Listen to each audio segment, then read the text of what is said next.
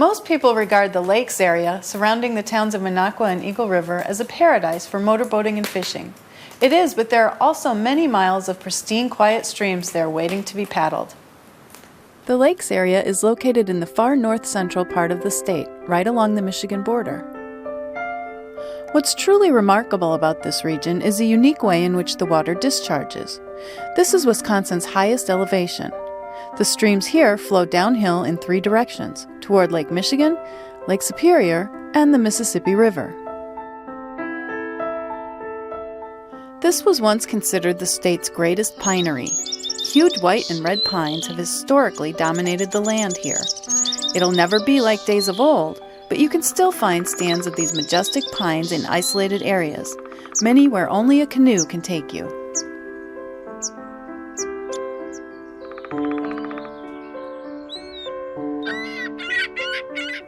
With thousands of acres of lakes and flowages, it's clear to see why vacationers and fishermen have swarmed here for over 150 years.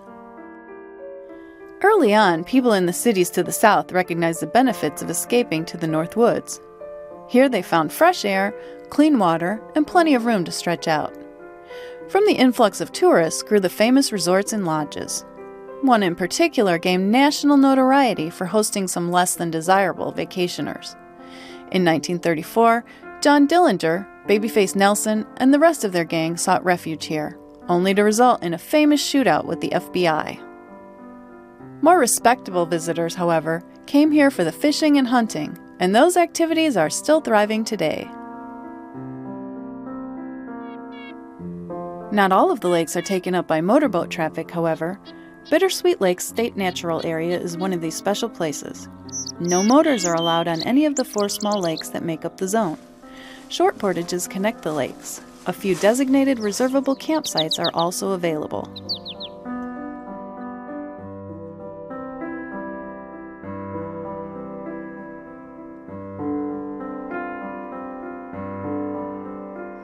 This whole series of lakes is managed for bass, so there are plenty of them in here and plenty hungry most of the time.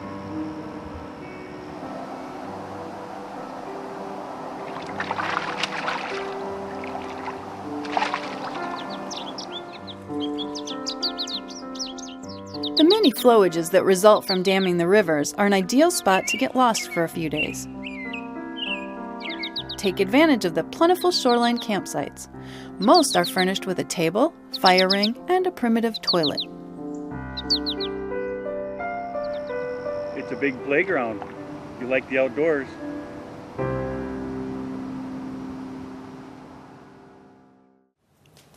True, this is the place for lake recreation, but like you, we're interested in the much less traveled remote rivers the area has to offer. Here's a few that we think are worth exploring.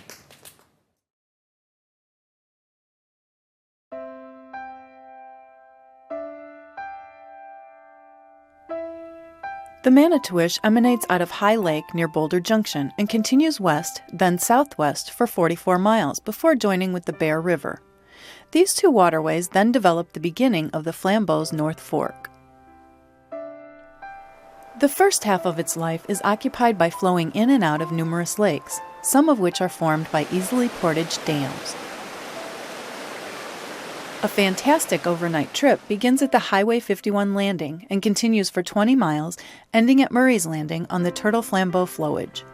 Evenly spaced along the river system are isolated rustic campsites.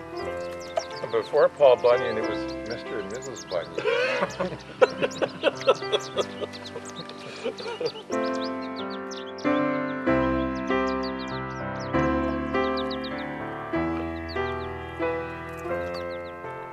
If you're only looking for a day trip, start halfway at the Highway 47 bridge, and you'll have a nice 10-mile paddle. This is by far the most remote reach of the river. Here the river flows through an expansive marsh area dotted with wooded islands. One of the many terrific things about paddling the Manitowish is it always has enough water, even during summer. Another is it's perfect for all paddling experience levels. The only hazard on the river is an occasional fallen tree or limb, but since the current is easy, there's little concern over maneuvering around them.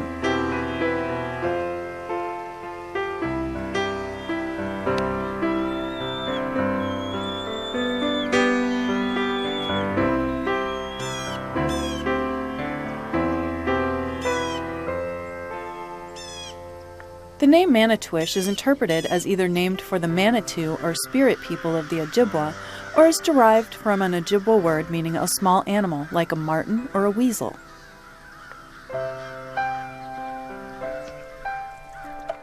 There's no better way to explore a wild Northwoods river than in a birch bark canoe. Formed from materials harvested from nature, it paddles like no other type of craft, literally dancing along the surface like a freshly fallen leaf.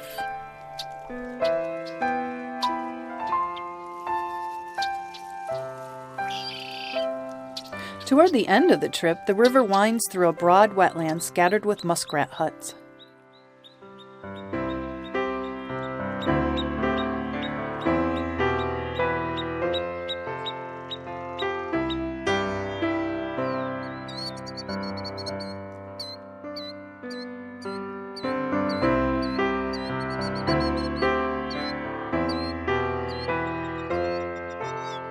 The takeout is located at the very beginning of the huge turtle flambeau flowage.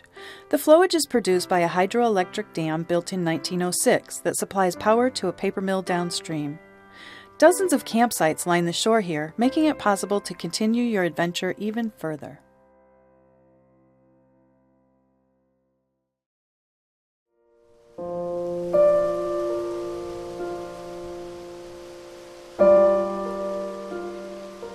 The Tomahawk River leads a relatively short life. It begins out of the lakes surrounding Minocqua, and after flowing through marshland, the willow flowage, and tumbling over some impressive rapids, it eventually ends at the town of Tomahawk by emptying into the Wisconsin River. The upper part of the river from Camp 9 Road to Cedar Falls is probably the least paddled, most secluded section of the river. It flows through the Tomahawk Pines State Natural Area, a protected, undeveloped tract of marshland made up of grasses, alder shrub, tamaracks, and swamp conifers with pockets of undisturbed towering red pines.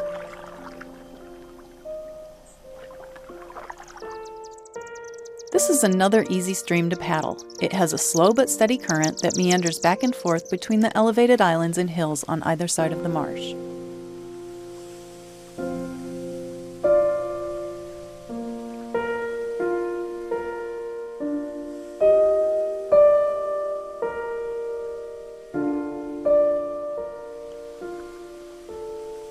Unfortunately, riverside camping is not available here, but the takeout is at the beginning of the willow flowage, where there is an abundance of free first-come, first-served campsites available.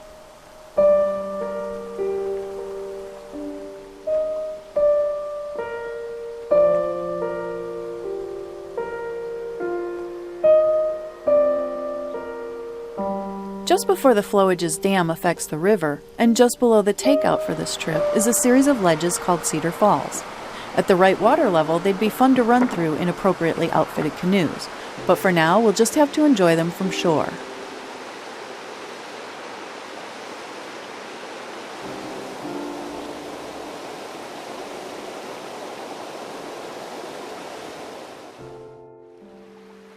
Downstream from the dam that forms the willow flowage is equally nice for paddling. There are even a couple of Class II rapids that can easily be portaged. Since it flows mostly through private lands, camping is still limited to neighboring campgrounds.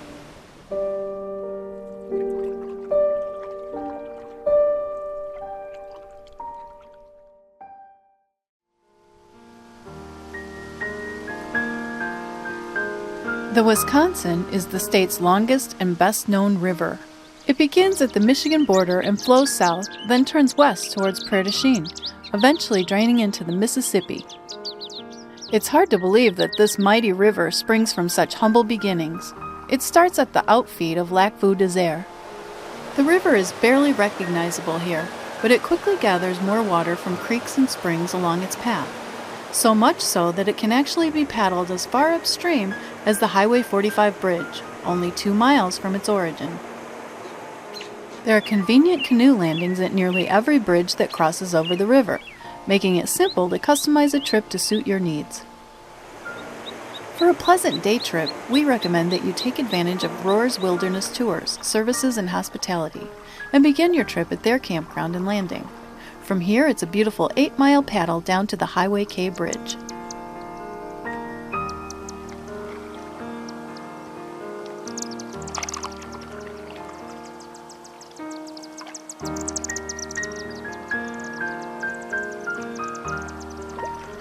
The river has a fairly consistent flow rate once all the winter snow is melted and flushed away. During normal summer and fall weather, it only fluctuates a foot or so.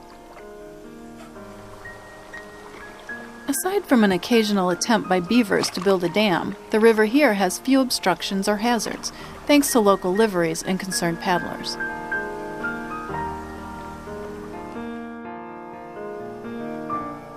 There are paddle-in-only campsites along the river as well.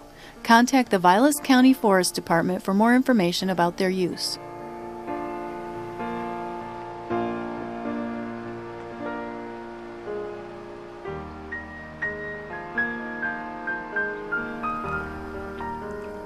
Keep in mind, this is only the beginning of this mighty river. Downstream, there is mile after mile of magnificent river worth exploring.